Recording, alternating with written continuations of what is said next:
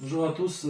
Avec le confinement du coronavirus, on est obligé de reprendre nos cours à distance. On a pris un peu de retard vu qu'on est déjà à la mi-avril, alors qu'on a interrompu les cours depuis fin janvier, vu que vous avez vos stages, plus les vacances.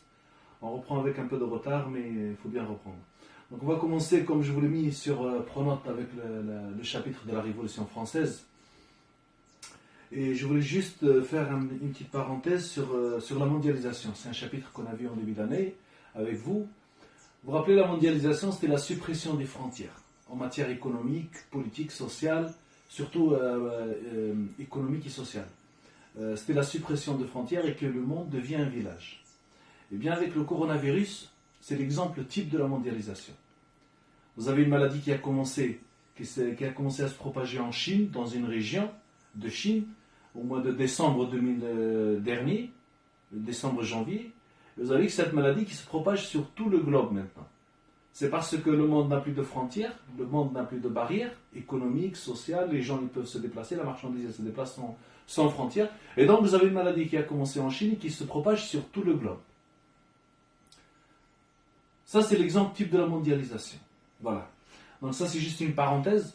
Nous allons commencer un nouveau chapitre en histoire sur la Révolution française de 1789. Je vous ai déjà mis une vidéo sur YouTube à voir et une activité sur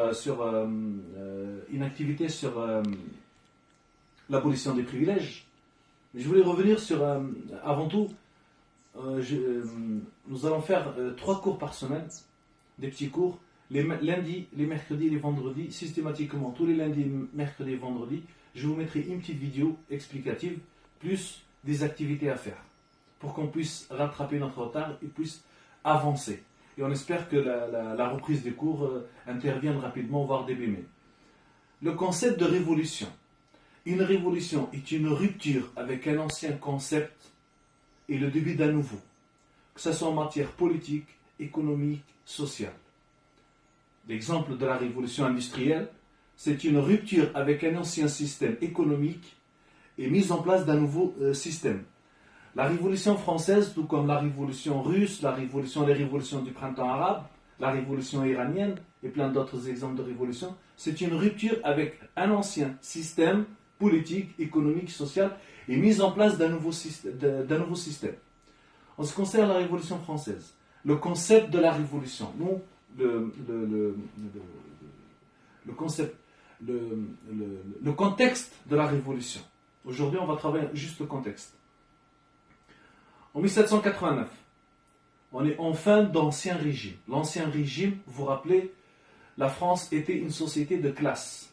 La France était partagée en 3 classes. Il y avait le clergé, c'est l'Église, la noblesse, la classe dominante, et le tiers-état, le reste de la population.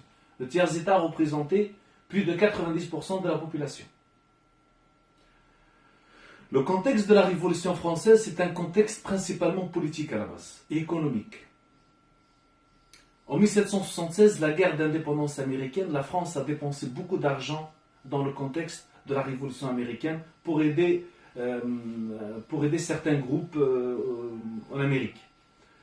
Plus un problème agricole et économique en France. Le tout, il a mis le roi, Louis XVI, dans l'obligation de lever de nouveaux impôts. Et en France, sous l'Ancien Régime, la seule solution pour lever de nouveaux impôts est de convoquer les États généraux. La France, c'est une monarchie absolue, de droit divin. Donc le roi, il a tous les pouvoirs, les 3 pouvoirs.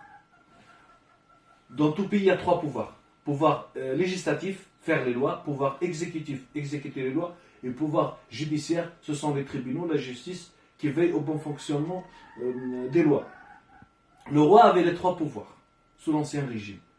Sauf que pour lever de nouveaux impôts, il était obligé de convoquer les États généraux. Chose que depuis Louis XIV, ça n'a jamais été fait. Donc, Louis XVI, il est dans un contexte de crise économique à cause de la Révolution américaine et à cause des problèmes agricoles et économiques en France. Donc, pour lever des nouveaux impôts, il convoque les États généraux. Ce sont des représentants des 3 classes, clergé, noblesse et tiers-état, qui convoquent pour se réunir le 5 mai 1789. Il les convoque pour pouvoir lever de nouveaux impôts. et c'est le point de démarrage de la Révolution française. Je vais m'arrêter là aujourd'hui pour faire un peu léger. Vendredi, on va reprendre avec une nouvelle vidéo. Je vous demande juste de voir la vidéo sur YouTube que je vous ai mis en ligne sur Pronote, sur les grands événements de la Révolution française, plus l'activité que je vous ai mis sur l'abolition des privilèges. Et vendredi, je vous mettrai une deuxième vidéo explicative de ce qui s'est passé à partir de la convocation des États généraux. Je vous mettrai un texte à trous à compléter et des vocabulaires et des dates à retenir. Voilà, je vous remercie et bon courage pour le confinement obligatoire. Au revoir.